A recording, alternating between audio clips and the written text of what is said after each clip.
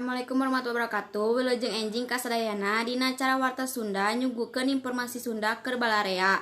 Disarengan ku sim kuring Sri Nurang Raini salami 3 menit kapayun.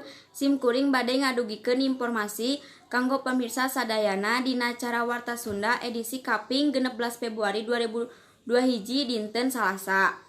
Warga binaan di lapas kelas 2A Subang atau Mibanda kaparigelan dina mintonkeun seni sisingaan cenah eta kaparigelan teh hasil tina latihan di jero lapas atau nu salah sahiji udaganana nyaeta pikeun nyinglar riributan di jero lapas.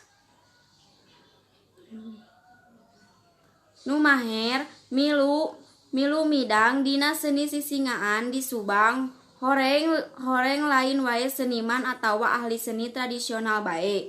Pangesi lapas kelas 2A Subang oge tetela mahir milu mudang dina seni sisingaan atau cara anu dipidangkeun anyar-anyar ieu.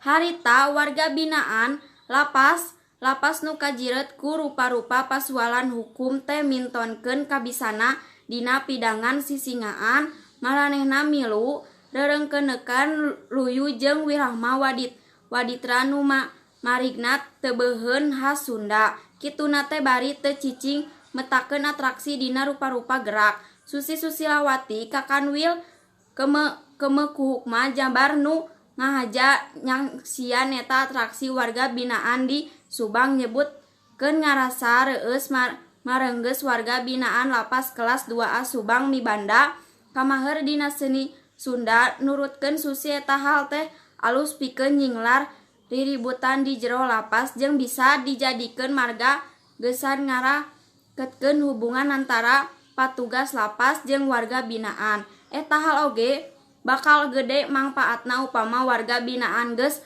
kaluar ti jero lapas. Mung sakitu bae informasi Warta Sunda nu ku abdi dugikeun. Hapunten bili aya kalepatan ti sim kuring. Wassalamualaikum warahmatullahi wabarakatuh. Hurip Sunda.